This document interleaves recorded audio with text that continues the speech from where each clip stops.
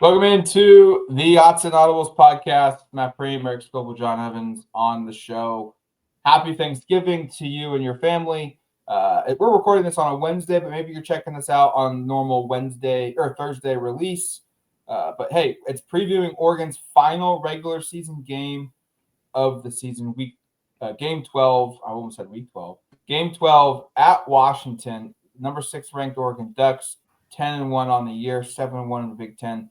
Travel north to a team I'm a little surprised isn't ranked in the top 25 a little bit. Washington 8-3, they're 5-3 in the Big Ten. Final game of the regular season. Washington's looking to spoil a little bit of Oregon's season.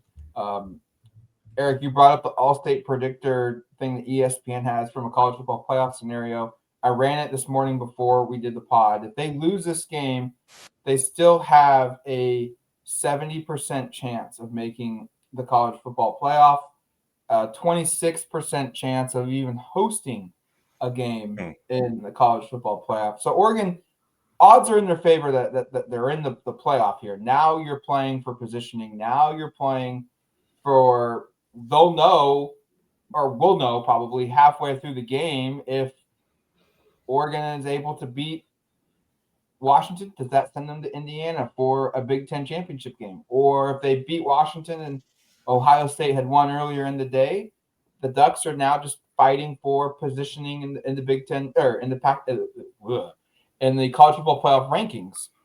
And all of that, you get the normal heated rivalry, the chippiness of this game. We saw how emotional and like contested and hot it was last week at home against USC. It's only going to get ramped up this week at Washington. Yeah, I think you really want to win this game to solidify things too. I know it's kind of funny because I when I ran that all-state playoff predictor on Sunday after the USC win, it was again no games have changed like that. There's no changes in terms of like the resumes at this point. It was an 87% chance, and now it's like a 73% chance. So over the course of like 3 days without any games played, it's dropped. So that seems like that's kind of interesting that the data is changing that significantly without any new data points. But yeah, win the game, you're in. Lose the game, you have a sweat. Win the game, you solidify having a first round game at Autzen. I guess there's a very slim chance of a bye. I don't even really want to entertain that possibility, but I'll bring it up. And lose the game, and there's probably almost, I think, very little chance you're hosting a game. And again, you're sweating this one out. So a ton to play for, and this is a good Washington team. I know they had that loss to Wisconsin on the road that I think kind of in a lot of people's minds, if you're not paying close attention, sort of made you say this is a bad team. This isn't a team you have to take very seriously. That's a Wisconsin team that hadn't won in like 6 weeks, etc. Let's kind of write this one off. It's going to be an easier game. I don't think that's fair. And what they've done since is impressive, even though they've played bad teams, Purdue, UCLA. They just housed both of those teams. They were, I think, like 10.5-point favorites going into that game at UCLA, and they won by 30-something points. Like they crushed them. And they're doing without some key players. And we can get into some of the specific matchups, but just some baseline stuff here. Like this is SP Plus's number 15 team in the country. That's one of ESPN's metrics or a way of kind of assessing talent. This is the 24th best offense, 13th best defense, 15th best overall team. If you go to PFF, which again, mileage may vary. I understand. I have to give that caveat every time.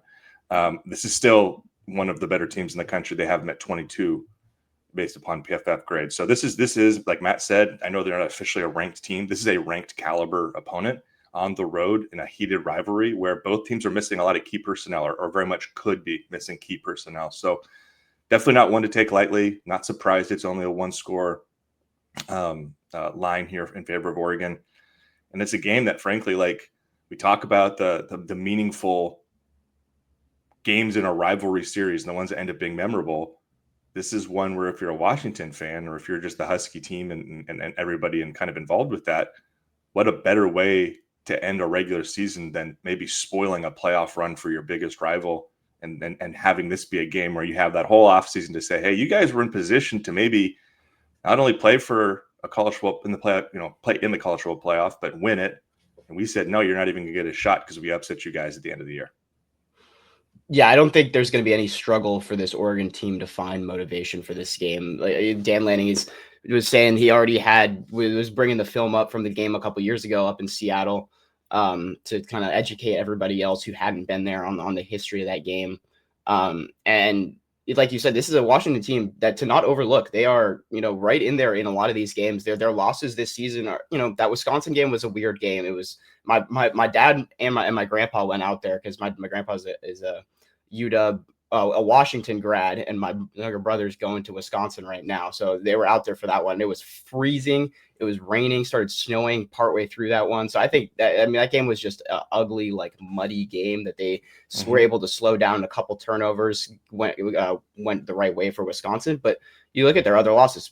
Ohio State, they played them tough in the first half. Michigan, Michigan held them pretty low scoring with their defense, but this Washington team has held in with a lot of good teams. They beat Illinois this year. It's not a team to overlook by any means, despite, even like you said, the injuries they still have been putting up numbers on offense. The betting line right now has Oregon at 6.5 on FanDuel. I think it opened up at 6.5 on FanDuel. So it's not moved at all. And that's significantly lower than where that was for the USC. And USC was ranked above this Washington team. Yeah, Oregon was what, like a 12 or? It was 10.5. 10.5, yeah. And that's at home, but still, like you give the home a couple points, but not that many. Yeah. I just go though, and I look at some of the teams that Washington has played that maybe has an offense that's explosive-ish like Oregon. Ohio State. You look at Rutgers, their offense had an explosive day. They can throw the football.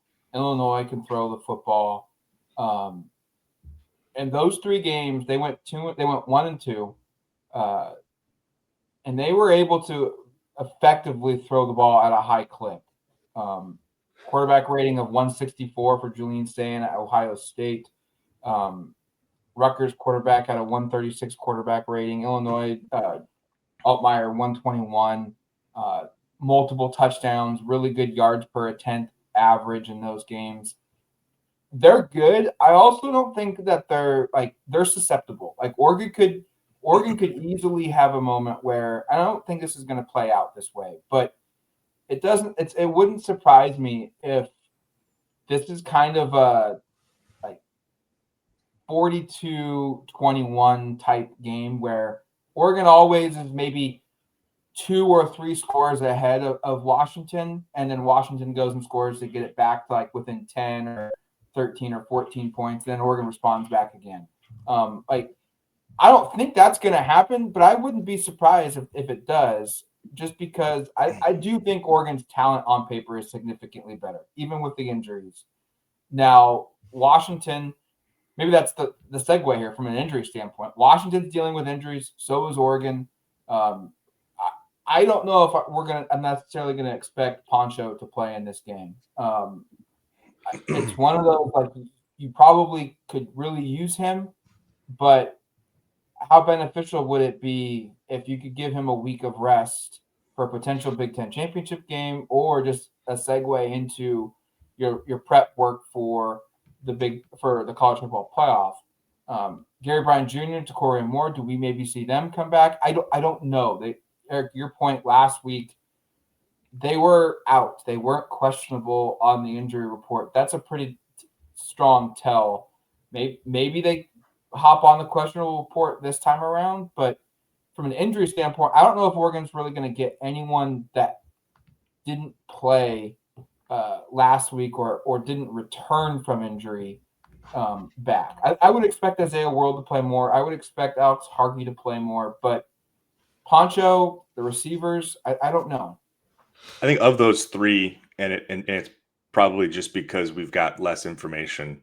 I mean, not that we have hardly any information on any of these, because Dan doesn't. I mean, the last 3 weeks we've asked Dan injuries, it's been we'll see every time, which is his prerogative. We get it. The question must be asked, and he can answer it however he wants to. But that's been what the answer is. But just because we've got I guess a little bit less time between the Poncho. I feel like there's maybe a chance he goes, and I don't know, watching the Ducks versus them, he was certainly upright, celebrating with Pickard, celebrating with guys. That doesn't necessarily mean anything. You can be standing on a bum ankle and celebrating with your team and also nowhere near being able to play. But that's certainly in the back of my head. Yeah, this is going to be a game where attrition is really important. And especially in cold temperatures up there for this game, like what's the attrition look like throughout it, right? I mean, I hate to bring it up. We can knock on wood all we want here. It doesn't seem like it's mattered much this year because I think we've knocked on wood a lot and everybody seems to be getting hurt. But yeah, I don't expect the receivers. I think there's a chance with Poncho, and I agree with Matt that World, having played 20 snaps last game, it seems like he'll ramp up, and I would guess he plays almost all the snaps up there. And I feel the same way about Harkey. By the way, kind of low-key, Devin Jackson did play in this last game and played quite a bit. That was kind of good to see. I think he could be valuable, especially in a matchup with Damon Williams, in terms of just putting somebody on him with some speed and athleticism. That could be kind of low-key and important matchup there. But you're right. There's a lot of question marks. There's question marks on Washington sides, like how available is Jonah Coleman? How available is Denzel Boston? How available is Takario Davis? They're probably their best best corner, one of their better defensive backs. So that's an interesting kind of component here. And then, do we want to start talking Oregon offense against Washington defense now? Yeah. So I mentioned a little bit of this on our mailbag, but I do my annual long call with my buddy Sam, Husky fan Sam, as we call him on the podcast. And we try to just talk out what it looks like if Washington is going to either pull an upset or make this really interesting. And his point was the Washington corners are massive, and they are. Like Prysock's 6'4", Davis is 6'3", Robinson is 6'3". Those are the three corners. Davis, we'll see if he plays, but like all these guys are really big and rangy. And Oregon at receiver right now doesn't have its top guys. If they're able to kind of eliminate most of the stuff on the outside, does that put enough pressure on the Oregon run game where they have a hard time? Does that put enough pressure on, does Washington have the matchups in the middle of the field? And I think where we landed was, it seems unlikely Washington has enough counters in the middle of the field there to A, slow the Oregon run game down, and B, slow down Kenyon Sadiq. But it could be a case where parts of what Oregon wants to do on the outside just aren't as available as they were even a week ago against USC. And you're kind of forced to win in a very specific kind of style here against a Washington defense, which, again, I think they're 19th in total offense and like 18th in scoring defense. This is a solid defense. They held Ohio State to 24 points, Michigan to 24 points. I don't think it's a team you expect to put up a huge number against, but I think it's a group that's gettable in certain components. And I think Oregon has some matchups. Like I just keep coming back to, I think Kenyon Sadiq is such a matchup nightmare. And even my buddy Sam, Husky fan Sam, was saying, like, I don't know exactly how Washington's gonna be able to match up with him. Yeah, we've seen the game plan really kind of switch from Oregon in the last couple of weeks as they've had to adapt to not having those receivers out there. And Sadiq has kind of become that number one option tight end that we wanted him to be all season. A whole bunch of 8 receptions in the game a couple of weeks ago, 6 last game. Mm-hmm. He really has been the featured part of this offense. And they haven't done as much of the things where where the length from the Washington corners would be a factor like they were early in the season, whereas a lot of those balls to DeCorian Moore. And Malik Benson has had some of those on the sideline in the last couple of games, but they just don't throw as many of those up as they were early in the season. So I think it's not going to be as much of a factor. Like if DeCorian Moore is out there, I think that would be, an interesting matchup with a guy like Prysock. And how is that length going to affect DeCorian's ability to win those back shoulder balls? But if he's not out there, you may see 1 or 2 to Benson, but I think it's going to be a lot of the underneath game and stuff like that. I mean, even the way Benson had it was like a 3rd down or something he converted on like a deep out route last game. It was 3rd and 8. Yeah, it was a great play. Yeah, just like you'll see more of those ones rather than the winning down the sideline, I think. And then, like you said, where Sadiq and Johnson, we've really seen them in the last couple of games. They were running 65%, almost 12 personnel on that last game, like ridiculous amount compared to where they've been at the rest of the year. It was they know they trust those 2 tight ends out there, and they're going to continue to put those guys in the field and just kind of continue to run this football through Washington and then use those guys in the passing game. Yeah, this feels like you lean into your run game, knowing the success and the size that they have on the perimeter. Mm-hmm. You make them basically kind of pull everybody up to the line of scrimmage, and then you hope that you can hit with a play action or you kind of scheme up some kind of play that goes against a loaded box. It's like a Kenyon Sadiq in the slot across the middle, like we saw against USC. This feels like a Noah Whittington, Jordan Davidson, De'Ara Hill type of game where you lean into them, you let them do their work, you let your offensive line do their work, because I do think while they're solid, I do think Oregon could have an advantage up front with its offensive line. And there's no better way, no better recipe for a victory, especially on the road in a hostile environment, is long sustained drives with a run game that kind of demoralizes your opponent, and then you throwing in some big shots downfield with the pass game. Dante Moore, I think how he handles this environment is a little bit of a question for me. I mean, he was solid on the road at Iowa. He was really good on the road at Penn State. But this is going to be another place that's really difficult to play. There's probably going to be close to a sellout environment. Weather right now, I guess, knock on wood, looks good, but a lot of his weapons could be out of this game. And the game plan could be difficult to throw into some one-on-one situations with the size that you guys talked about. So just how calm, collected he looks. If he's playing at a high level, I've got a strong conviction that Oregon will win this game. But if he has a Indiana type performance of inaccuracies, if he looks a little bit like Wisconsin early on, and granted some of that was weather, most of it was weather. But I will argue, like, Oregon didn't protect him very well in that game against Wisconsin.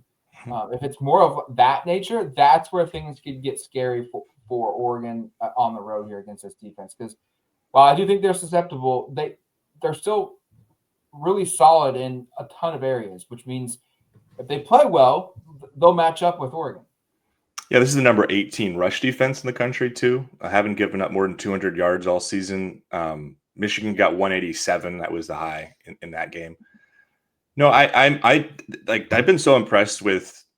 We talk about the depth and how impressive that's been on offense in terms of just finding ways to win. Like, how about Dante as a young quarterback and the adaptability to kind of get it done, right? Like that, you see that with young quarterbacks where it's hard when you lose a primary receiver to kind of get it going. And he and DeCorian, we forget because we haven't seen it in a month, had incredibly high, like their chemistry there was great. Like they really work together well. Like they seem like they're on the same page.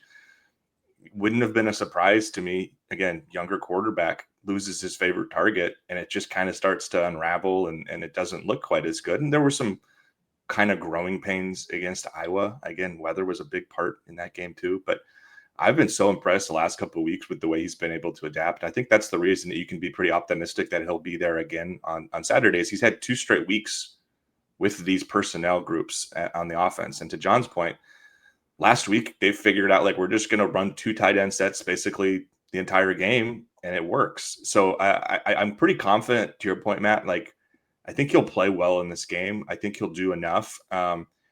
I do think Washington's defense is good enough to get some stops.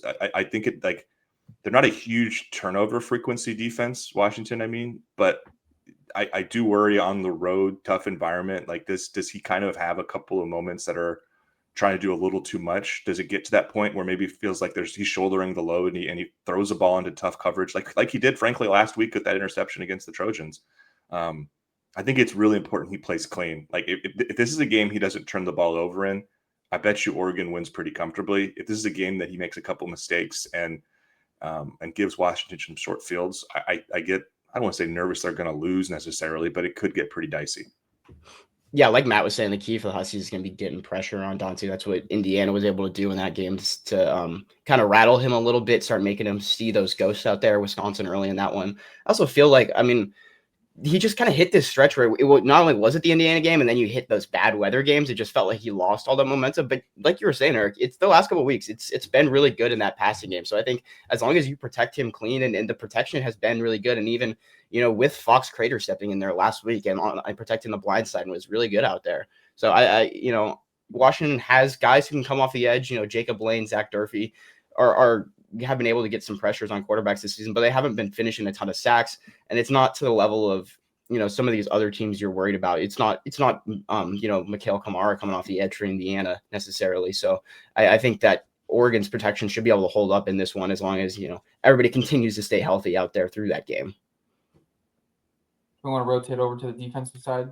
I had one last thing, and it was just a shout out to Fox Critter because we haven't said in the podcast. He had an 85-4 pass block grade, 0 pressures. That's really, really good. Wow. So if he does play, I don't know if he's going to be needed this week, but if he is, he can definitely hold up and protection. He did say Tuesday he is preparing for the week as if he is going to have to play, which is what he should have said. But it'd be weird if he said the opposite. I think I'm good this week. I'm just going to hang out. We don't need to try. I don't need to prep. I don't need to prep. I think it was you, though, that said pregame, maybe like if he comes out and performs well, and maybe performs well again if they have to play him at Washington, that kind of gives you some confidence and some insight into maybe what they need to do in the portal, if they need to do anything in the portal at left tackle next season. Because if he shows up and plays at a high level again like this, that gives you some confidence that, hey, maybe they do have a legitimate option at left tackle, that they don't need to go and hit the portal. Now, I would still anticipate they hit the portal for some kind of tackle prospect. They also got a 6'7", 350-pound behemoth coming in there too. Ihan Cho. Yeah, like if they go and find a safety net valve here, but maybe it changes their dynamic of, hey, maybe we don't need to go and get the number 1 or the number 3 tackle in the portal unless he's like automatically wanting to come here and they don't have to like overpay. But that's a discussion for a later time. Yeah, it's a good point though. No reason from that game to suggest that Fox wouldn't be able to handle that because that's against a legitimate Big Ten team last week too. So defensively for Oregon, Jed Fish earlier this week said he expects running back Jonah Coleman, who has a knee injury, wide receiver Denzel Boston, who has an ankle injury, to play much more significantly than they did last week at UCLA. Jonah Coleman, I think, had 6 carries. Raiden Vines-Bright, another receiver for Washington, has been cleared to play following a concussion. Their right tackle has returned to practice this week, could potentially return for the Oregon game. And then their center, Landon Hatchett, he does look questionable at best. Okay. Hand injury, still in a ball cast. Fish wasn't very confident that he would be able to play. Now we'll see what happens. There's probably some gamemanship going on, but your center's got a ball cast on. Really hard for him to snap the football. But that's probably one of their better players. Is it on his snapping hand that he has the cast? I don't know. Because if it is, that's almost impossible. You gotta learn to snap lefty. Yeah, and that's a terrible idea. That would be wild. Now, this Oregon defense, they're going to face maybe one of the tougher quarterbacks in the league, maybe the toughest quarterback in the league. Damon Williams Jr. is fantastic. 2,700 yards passing, 19 touchdowns. You look at what he can do in the run game with his legs. He's almost at 600 yards rushing with 6 touchdowns as well. His escapability is going to be maybe like one of the biggest questions of this game. Can Oregon keep him contained? Because if they can't, that is how teams with lesser talent win. Their quarterback can create explosive plays. And we saw it last week with Jaden Mayava of kind of extending a play and just chucking the ball up in the air, one-on-one situation. And USC's receivers seem to win those battles on a frequent basis. Damon Williams is going to be a problem, and how much Oregon can limit his impact will dictate if this game's close, if this game's a Washington win, or if it's a blowout in favor of Oregon.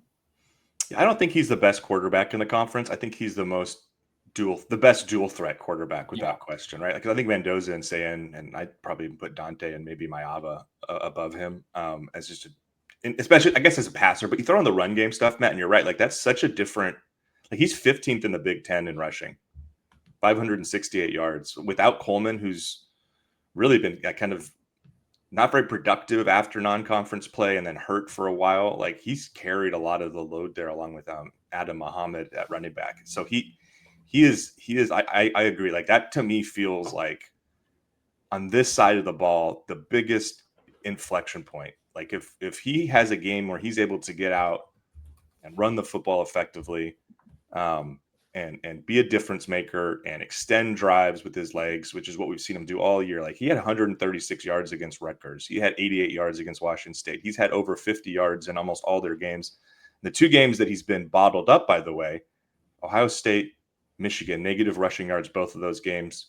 If Oregon can find a way to replicate what those teams did, that feels like you're taking out, if you've got a three-pronged offensive attack, you're taking out one of the prongs, right? Because he can throw the ball effectively. They've got a bit of a run game, especially when Coleman's available. Muhammad's been serviceable for sure as a replacement in his absence. But if you're able to take that away a little bit, that feels crucial. And one of the things that Husky fan Sam told me was with Demond, sometimes because he is a little bit smaller and he just kind of loses track of where some of the defenders are, and you're able to get some free shots on him. That feels like a path. And the other part is how much pressure can you get on him and can you get him down? I mean, last year, 10 sacks, like a school record. Can they do that again? I don't think they're going to get to 10. That's a crazy, crazy number. And frankly, the Oregon pass rush just hasn't. It's been a talking point all year because they haven't even gotten close to 10 sacks. Like it would be a huge win if they got to 4 or 5, frankly, with the way this has gone.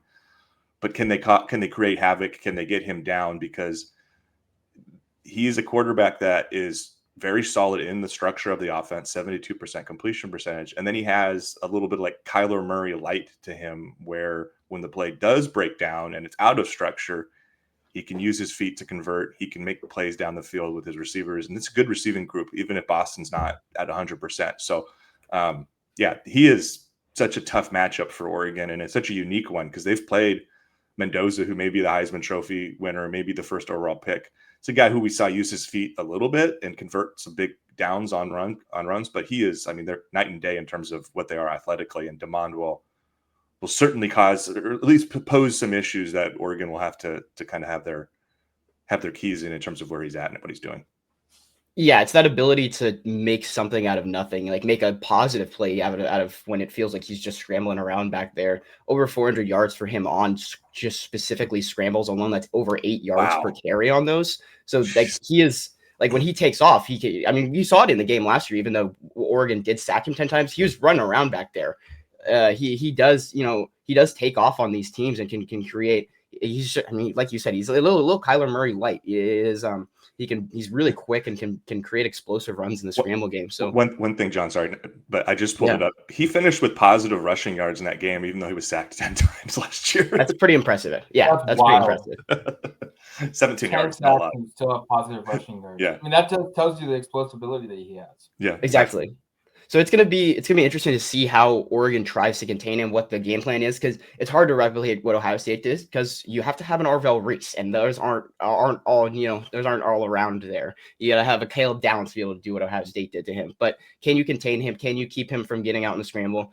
It's gonna be interesting to see how much man coverage they play in this game, because this team has been super man coverage happy with their corners. But when you're playing man, everybody's back is to the quarterback, and it gives a lot of opportunities for scrambles. So where are they playing man with like you were saying earlier, with Devin Jackson a spy? How do they contain with the edges? It's going to be interesting to see that, because that's the thing that can turn this, can kind of create that chaos that can lead to an upset. All of a sudden he's scrambling around, he can make a play out of structure, hit Boston downfield, run for a big gain, that can lead to the upset eventually.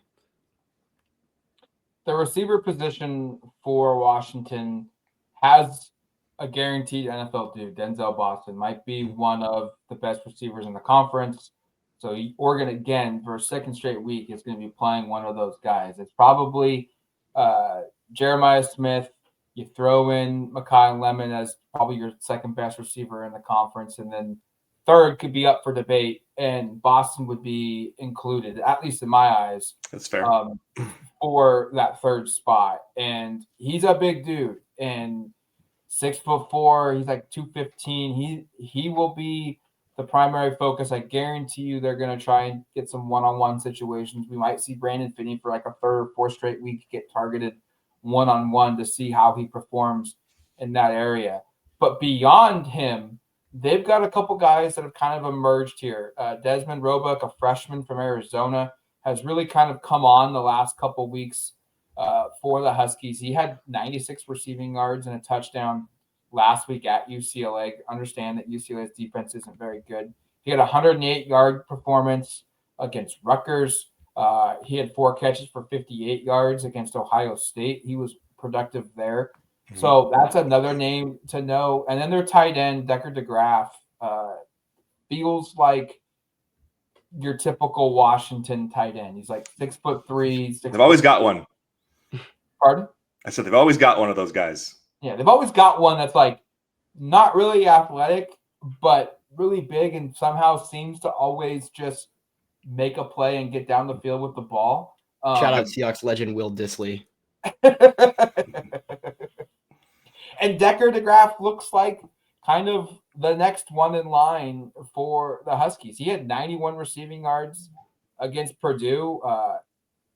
He has only scored 2 touchdowns, but one of them did come this past weekend at UCLA. So I look at this receiving core, and it's going to be another one where you match it up with Damon Williams' escapability and improvising of plays, and they've got the big play threats here where we're going to probably see some one-on-one situations, and Oregon just has to hope they either bat it down or make the tackle. Yeah, I'm curious, but like, what is Boston's actual availability for this game? He's basically not been playing the last couple of games. Like, is that something that changes? He played 3 snaps against UCLA. Didn't play against Purdue. Didn't play at Purdue or against Purdue. Right. So he's played 3 snaps since they played Wisconsin. Like, this is not a guy who's been very involved. Like, how much of that changes? And if he is out there a lot, like, what is he very like? Can they use him? Like, is he just out there running decoys, or is he somebody that they can actually like highlight and take advantage of? And I guess if he is out there running decoy routes, you probably aren't going to put Brandon Finney on him. And maybe you put Finney on a Roebuck or somebody like that. Roebuck was somebody who Husky fan Sam said reminds him a little of like, he's not saying quite as explosive, but similar in size to like Deshaun Jackson in terms of just like 5'11", 175, can take the top off. A little bit of similarity there, he felt. Yeah, and they've got some other guys. Is it Amari Evans, right? The Penn State transfer's got some size. That's a good size athlete who can make some jump ball catches. Chris Lawson was a kid that Oregon was in deep with in the recruitment. He's now becoming a pretty productive player. Like, Washington's got some receivers. They always do, but they've got a pretty good contingent of different types of receivers. A lot of different guys who can find ways to beat you. This secondary, I think, is got to be pretty motivated to have a bounce back week. Like, all year, it was #1 pass defense in the country. Like, this is the D boys. They're going to stop. They're going to shut everything down. They gave up 330 plus yards last week to USC. Gave up 60 yards of PI's yardage in that game. Like, they just didn't have their best day. Can they turn it around this week against the Washington receiving core that not going to say is on the same level of the USC, but if Boston's right, he's certainly the same caliber of player as those guys. So no, it's going to be fascinating. And I really do think, like, for Oregon's defense, it's can you stop Damon? And then what is the availability and how productive can Coleman and Boston be? Because these are the 2 best skill guys on their team by a country mile, by a long shot. And they neither have really been right since Wisconsin. Like, how does that change the complexion of this game? Yeah, like you're saying, Eric, the Boston's availability, how much he's actually involved, and if he's a decoy versus if he's getting these targets is the biggest thing in this passing game. And then also how much Oregon can shut down the Washington run game and put Damon in situations where he has to drop back as a guy where he's a little bit smaller as a quarterback. I've seen him in person. I wouldn't say he's quite at the listed height. But so when you have those kind of guys in these 3rd and 8 situations, it becomes a lot harder for them to just drop back and stay in the pocket and pass the ball downfield instead of trying to get on scrambles. Because when you look at Ohio State game, Michigan game, those 2 teams, they combined gave up like 100 rushing yards to Washington, and those are 2 of the best run defenses in the country, and Oregon is right up there with them in terms of run defenses. So if you can shut that down, that's how you can put Williams in these positions where he's not able to succeed on these 3rd and longs, and that's what Ohio State was able to do. That's what Michigan is able to do, and those were two, other than the Wisconsin game where it was bad weather and stuff like that, like Dante Moore had to deal with a couple of these. Those were his worst 2 passing games. That's because they started with shutting down the run game. Do we want to take a quick break and dive into the next part of the props? Yeah, let's do that. Yeah. All right, welcome back to the Autzen Audibles podcast. Prop bet time. Eric, why don't you throw those up and we will get these going here. Let's see how we do. How do we off the memory bank? Maybe we should track these at some point. Did we do good? Did we do well last week? Did that go okay? I can't remember. I'm trying to think. I think we're hit and miss. I know we missed the Sadiq one by half a catch because we were tracking that live at the game. Like if he gets one more catch, he gets to 7. We all had the over. Yeah. What else do we have? I don't remember. This job. Just the weeks turn over and they roll over, and like I feel like I would be throwing out things that were probably on the Minnesota board. So we don't have to run through it. I just was wondering if we did well. Let's jump to these from at Deadpool TARDIS. Over under 2.5 DPIs on Oregon secondary. That's going to be a big thing to kind of like. This is a focal point for this week is to improve in this area. I'm going to say under. That 4 was a crazy large number. I don't think they've had more than 3 all year prior to that game. So Washington will put some stress on your corners on the outside. But I'll go on the under on this. Yeah, I would also think the under. Just at least you would hope that there is a little bit of a focus in practice on not being handsy downfield and getting those calls this week. But at the same time, Washington is probably going to say, hey, USC was doing a lot of those, so let's chuck a couple of these balls up and see if we can at least, get a penalty to get some extra yards. But I think 2.5, I think the under, like you were saying, 4 was a little bit shocking last week. You'd think they at least make some sort of improvement this week to get out of that. So if Denzel Boston is fully healthy, I might take the over. Mm-hmm. But I'm going to reluctantly say under just because I don't know if he's going to 100% be available. I think that's fair. So for both teams, so much of this is injuries, and we don't have – although it seems like Jed's a lot more forthcoming than Dan on the injury front. If you were reading through stuff, I'm going like, we've never – I mean, that's not hard to do. It's true. Bar's low. All right. Second one from at Robbie Parnass. Who has more rushing yards for UW, Damon Williams or Jonah Coleman? I'm going to go Damon. If you pull up what Jonah Coleman's done in the month of November, he has 9 carries for 8 yards and a touchdown. And that's injury related. He was knocked out of that Wisconsin game pretty early. And then obviously didn't play against Purdue, played very, very limited last week against UCLA. I'm not convinced he's going to be a big, big role player in this game, which stinks for Washington because we haven't talked about him as a pass catcher, by the way. It's like low key. Like Jonah Coleman is, I think, 3rd on their team in receiving. He's 29 catches for 335 yards this year. Like low key, that's one of the more interesting elements is he's such a big part of their pass game. I'm not expecting he's very involved. And I think Damon with the ability to create with his feet, especially out of like improvisationally, I'll go Damon to get the number there. Yeah, I think so as well. Just because of his availability and how limited we don't know where that is. I think Muhammad could end up being their leading guy in terms of the backfield touches. And if, Oregon is ahead in this game and Williams is dropping back to pass and scrambling a bunch. I think he could end up surpassing Coleman on the rushing front. I think this is going to be an easy Damon Williams. Mm-hmm. Oregon eliminated Jonah Coleman last year in that game. He did nothing. I think the offensive line played a factor in that a little bit. Oregon's elite defensive line certainly played a factor in that. But I'm gonna take Washington's probable best path for success offensively is getting Damon Williams in space and letting him be a dual threat, either scrambling for a first down or scrambling to throw a ball down, getting him out of the pocket and moving him around. I think that's how they're going to be successful. So I think there's just going to be more opportunities for explosive run plays for Damon than Jonah Coleman. Yeah, Coleman 11 carries 3 yards last year. Like that was it's textbook. See if they can do it again this year. All right, we go to this one from at Dylan A. Hoffman. Got 2 for you. 1, over under 4 penalties for Oregon this week. 2, Whittington goes over 226 rushing yards, which would be his most in a game. Penalty number is like a kind of a sneaky tough one. I'll probably take the over rivalry game. Figure you get some chippiness. This is going to be such a, again, like I said on the DPI, it's like such a priority in practice this week. We'll be cleaning some of this up and like playing with the necessary energy and passion, but not kind of going over that threshold. So I don't think they'll be like, it would be shocking if they had 11 for 130 again. Like that would be, I think, a cause for concern, and maybe it would be coming in a losing effort. But I'll take over 4. 126 is a lot of rushing yards, though. I think I'll take over on penalties, under on the rush. I will go same because I think, like you said, just a rivalry game, just the chippiness.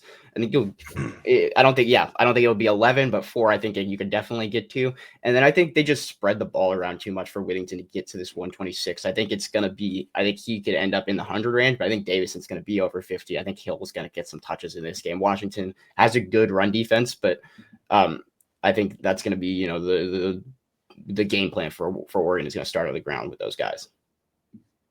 Yeah, I'm going to take the over for 4 penalties. I think this is – Dan loves to feed the aggression, loves to have his team play basically as close to the edge as you could. And knowing it's a rivalry game, knowing it's up north, I think knowing Oregon's got a little bit of just juice and swagger to them, I think they're going to get hit with a couple penalties. So I'm going to take over 4.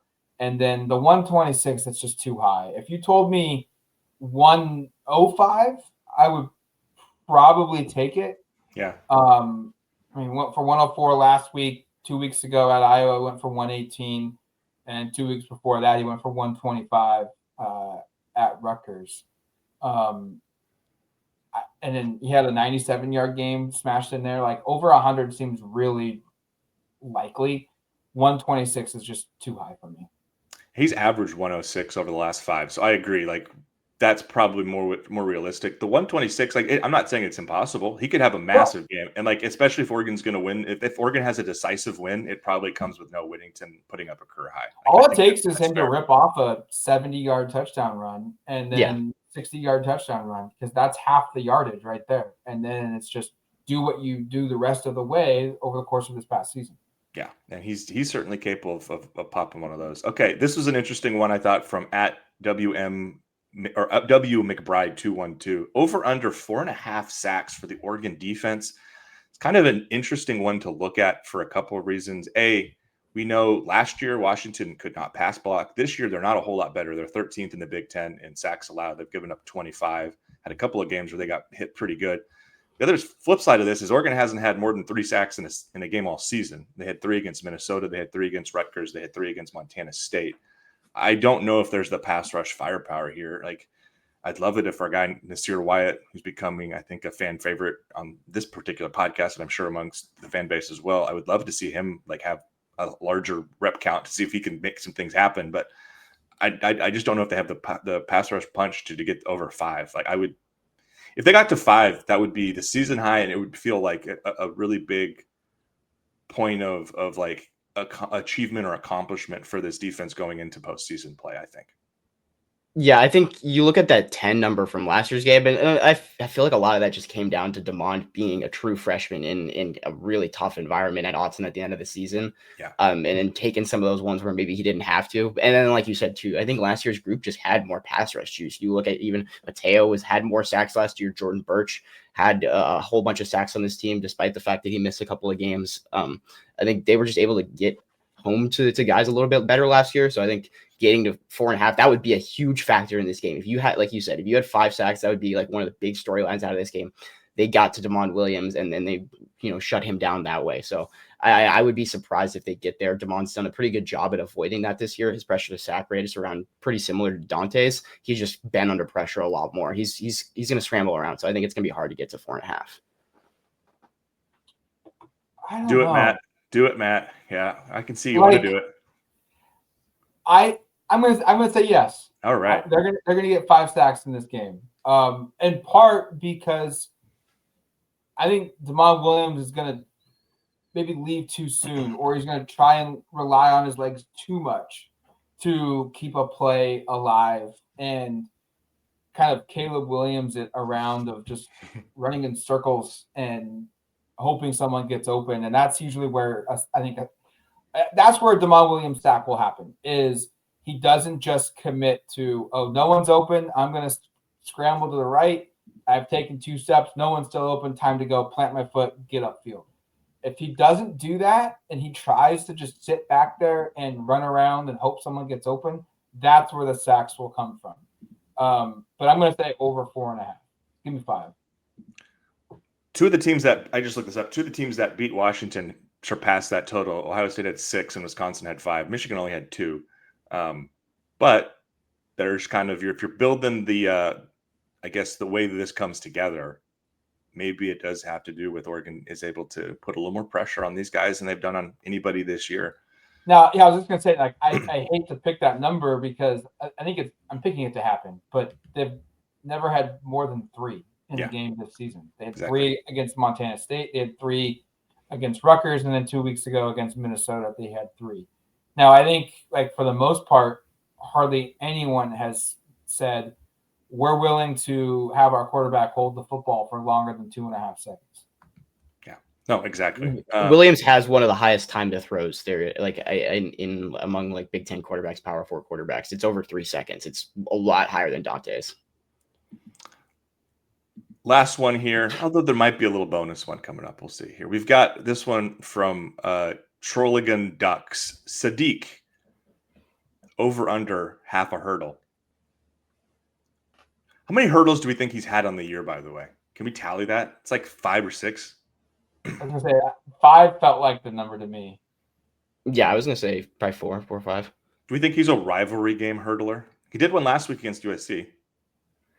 He brought one out in the Penn State game last year. Like, and I know that wasn't a rivalry game. That's a big moment type game to go to the hurdle. I think Sadiq's a big game hurdle guy. So I'll say he has one. Yeah, maybe just with the the attention from Dan saying he wish he could do it. He'll try one this week. Probably the last regular season game he plays here. So. So what? Sorry, what was your answer there, John? You said yeah. Oh, I think he'll try one. I mean, it's probably the last regular season game he plays as an Oregon Duck. So I think he'll be having some fun out there. Yes. We're all saying he's going to hurdle a guy. he'll try and hurdle a guy. All right. And then there's a bonus one here, just because I didn't want to include it, but this is from @real Kyle Rohde. Over under 8.5 middle birds I receive at Husky Stadium Saturday. Smash the over on that. No, I don't know if there's going to be that many, but you will see some.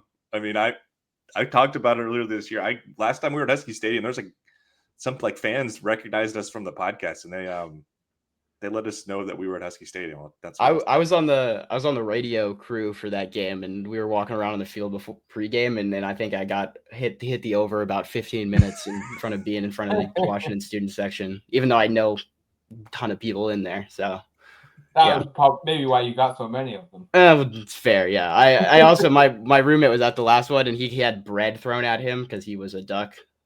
Oh, so clever, real creative there. I like that one. I think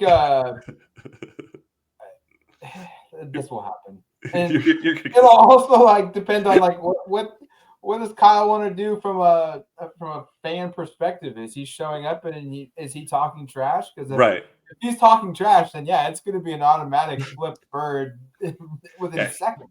Hey, Kyle, you actually around minding his own business. That will impact the severity of the middle bird. I was going to say, there's some insider trading for Kyle here. If he wants to, he can make this happen pretty easily. I don't think there's much question. He wouldn't have to try that hard either. A little Terry Rozier situation. Right. All right, that's going to do it for us here. We have to do our predictions. Oh, yeah. That, Thanksgiving week is just throwing me off. It's just all over the place. I was going to say, I haven't said what I think is going to happen. John, go ahead. Go ahead.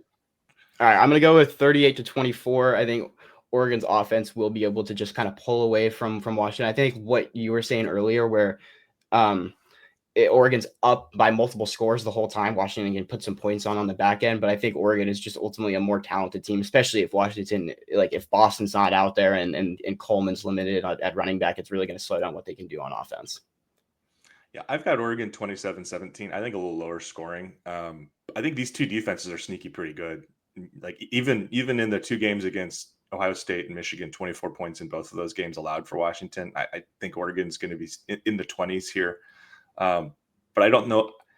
I kind of got back and forth of like, is this a true game where there's like a real fourth quarter sweat or not? And I kind of lean there's not one. I think this Oregon team is finding its rhythm and its groove. And to the point you made and Matt's made already today, like Oregon on paper has a lot more talent than Washington. That's not to take away from like Washington has some incredible individual talents and athletes. I just think Oregon collectively has more. And frankly, like I think USC and Washington, like I think USC is a better football team than Washington. So I like Oregon here. I like them to cover 27-17. I will just say that Ohio State game came out really conservative in that one. It was Sands' first start on the road going into a tough environment at Husky Stadium. So they didn't really put the foot on the gas pedal in the first half. They were running the football, and then all of a sudden they started opening things up with Jeremiah Smith, and things happened. So I think Oregon is going to come out more like that than what Ohio State did. So I think that's why I just think it could be a little more high scoring than we saw from some of these other teams that Washington's played. I've just got this like feeling in my gut here where we're gonna see one of Oregon's better complete games. This game scares me, no doubt about it. Yep. But you look across college football this weekend, and you've got A&M on the road at Texas. You've got Georgia at Georgia Tech. That's a top 5 team against a top 25 team on the road. You've got Vanderbilt on the road in another ranked game. Alabama is a top 10 team going on the road to an Auburn team that's got a losing record and is like a 6.5 point favorite. Jordan Hare Stadium hardly ever has night games. This weekend will produce some wonky score results. We'll see upsets. Rivalry week always does it, but it just feels like a setup where things are going to be dicey for a lot of teams. I don't think that's going to be working. I just feel like Lanning has got this team kind of back into a good position. I think that he's going to have them really hyper focused on this game. I think he knows the track record he's had against Washington the last couple of years. I understand the coaches are different there. The players are different there now from when he was not successful. But I think the image of the losses still haunts him a little bit. Maybe haunts isn't the right word, but he's aware of it. I think Oregon's going to win this one where in the fourth quarter at the end of the game, there really isn't any kind of mystery. I'm going Oregon 38, Washington 17. I think there's going to be some turnovers or some special teams miscues, very similar to last week. And unlike last week, I think Oregon will make the plays to kind of separate themselves away from Washington earlier than they did against USC. We all have the cover, and we all have double-digit wins, which kind of surprises me a little bit. I was on the fence of maybe it's like a 6 or 7 point game, but I can also very much see the outcome. If like Oregon hits its stride and plays its best game, I think they're 2 or 3 scores better than Washington. Yeah, exactly. I landed is that like Oregon's A+ game is significantly better than Washington's A+ game. Yeah. I think that's fair. We'll see if they get it. Let's see if they put one together. Let's see if they. Last year, Dan said the most complete game of the year was this game, where they won 49-21, had all those sacks, the offense was clicking. Let's see if it's 2 years in a row where they finish the regular season with just like an AA+ game. All right, it's gonna do it for us now here on the Autzen Audibles podcast. Next time you hear from us, we'll be recording from Husky Stadium, breaking down the outcome of that one. 12:30 kick on CBS. Enjoy the game. Enjoy Thanksgiving with your friends and family. And until the next one, you'll be listening to the Autzen Audibles podcast. Talk to you later, folks. See ya.